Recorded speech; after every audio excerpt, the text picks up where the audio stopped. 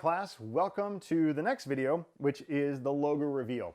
Now the logo reveal, which is step 2 in this entire process, is basically a little break in the video. You had your 5 to 8, no more than 10 seconds of your introduction and hook.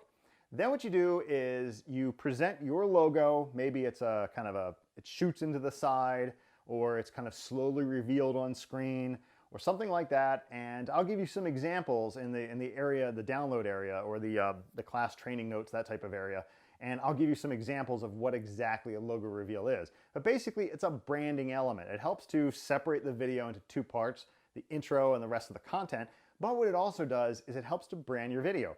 Now, I suggest that you do it for most of your videos, unless, of course, you're already branded on video. So for instance, I'm wearing a webvideoprofessor.com t-shirt, so I don't necessarily need to have the logo reveal, but I can still do it and it may make sense. Your organization or your business, your small business may want to do that as well, so that everyone knows that this is a video about your specific business. Usually all that you need is your logo and maybe a tagline, a headline, tagline, that type of thing.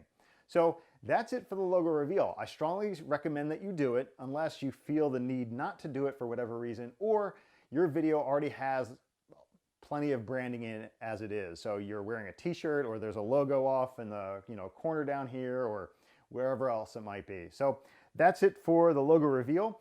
The next video we're going to talk about, it's another optional step, but it's one that I think is important. We're going to talk about introducing yourself. So introducing yourself to your audience, to the viewer. So we'll see you in the next video.